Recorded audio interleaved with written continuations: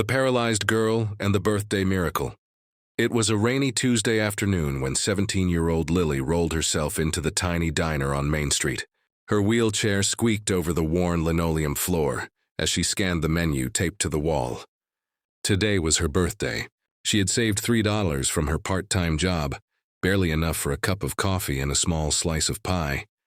She sighed, the weight of her situation pressing harder than ever.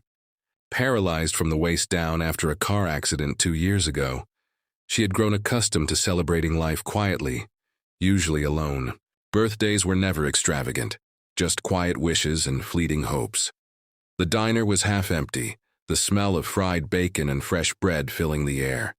A man in his mid-30s sat a few tables over, juggling a toddler on his lap while sipping his coffee. His eyes kept flicking to Lily, but she ignored him, pretending not to notice. Lily counted her money again, 3 crumpled dollars, wondering if she could at least afford a small slice of pie. Her heart sank as the waitress approached. "Just coffee today, miss?" the waitress asked, peering down at her. Lily nodded, cheeks burning with embarrassment. "Yeah, just coffee." The man at the next table pushed his chair back and stood up. He walked over with a gentle smile. "Hey there," he said, kneeling slightly to meet her eyes. "I couldn't help but notice it's your birthday today." Lily blinked in surprise. How do you know that?" He shrugged, glancing toward the crumpled 3 in her hand. "Something about your face. You're celebrating, but not really celebrating. Listen, can I buy you lunch?" Lily shook her head. "No, I only have $3. I don't want to trouble you." "You're not troubling me," he said firmly. "I know what it's like to feel stuck, to feel like life's giving you crumbs on your birthday. Today's your day. Let me help." She hesitated. Trust didn't come easily anymore, but something in his eyes, warmth, honesty, made her nod. He waved the waitress over, and soon a plate of warm chicken, mashed potatoes, and a slice of pie appeared in front of her. Lily stared at it, almost unable to believe it. You didn't have to," she whispered, tears welling up. "I wanted to," he said, smiling. "I'm Tom, by the way. Single dad. This little guy," he nodded toward his toddler, "is my reason for celebrating the small joys. I thought maybe we could share some joy today." They talked for a while. Lily told him about her school, her love for painting, and the accident that changed everything. Tom shared stories about his son, the struggles of parenting alone, and the little victories that made life worth living. For a few hours, the diner became more than a place to eat. It became a place of connection, laughter, and hope. And when Lily finished her last bite of pie, she realized something remarkable. Kindness had arrived unexpectedly, and it was more nourishing than any meal. Just as she was about to leave, Tom handed her a small envelope. "For you," he said softly. "A little something to make your birthday a little brighter." Lily opened it. Inside were $50 and a note. "Use this for something that makes you happy. And remember, there are people in the world who want to help you soar, not just survive." Her heart swelled. Tears streamed down her face as she whispered, "Thank you. Thank you so much." As she rolled out of the diner, she felt lighter than she had in years. She realized birthdays weren't just about gifts.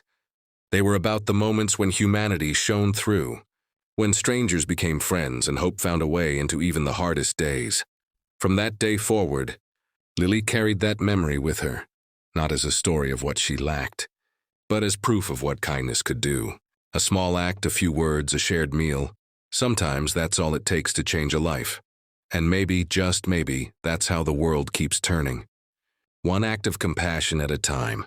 The weeks after that birthday felt different.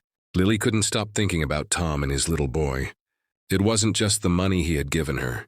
It was the way he had looked at her. Like she was more than her wheelchair, more than her limitations. Like she mattered. One Saturday, Lily found herself back at the same diner. She hadn't planned to see him again, but something told her she might. And there he was, sitting at the same table, reading a storybook to his son. When he looked up and saw her, his face broke into that same warm, easy smile. "Hey, birthday girl," he teased gently. "Late for the party?" Lily laughed, a sound she hadn't heard herself make in a long time. "I couldn't resist coming back. You made my birthday unforgettable." They started meeting at the diner regularly, sometimes for lunch, sometimes just for coffee and conversation. Tom would tell Lily about parenting mishaps, the little victories of getting a toddler to eat vegetables, and the dreams he had for his son. In return, Lily shared her artwork, small sketches, watercolors of the city she loved, and paintings inspired by the world outside her window. One rainy afternoon, as they talked, Lily realized something remarkable. She had stopped feeling stuck. The accident, her paralysis, the loneliness, they were still part of her story, but they no longer defined her. Kindness, she had learned, could open doors where there seemed to be none. Then came a twist she hadn't expected. Tom mentioned that the diner owner was looking for part-time help. Lily's eyes widened. I could work there? Absolutely, Tom said. You're smart, capable, and people already love you. I think it'd be perfect. With Tom's encouragement, Lily applied. The owner agreed, inspired by her determination and the spark in her eyes. Her first day at the diner was challenging, balancing her wheelchair and taking orders. But she discovered something thrilling. She could contribute. She could earn. She could be part of something bigger. Months later, the diner became more than a job. It became a place where she shared smiles, encouraged lonely patrons, and even started small community art sessions for local kids. Her artwork, once tucked away in sketchbooks, began to decorate the walls. People loved it. They loved her.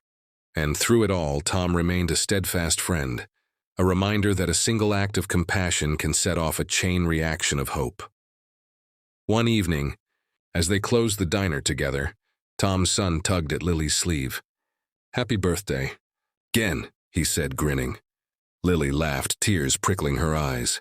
"Thank you for making every day feel like a birthday now." She realized then that life's most precious gifts weren't dollars or presents. They were moments of connection, empathy, and love. And sometimes the smallest kindness could light up the darkest days.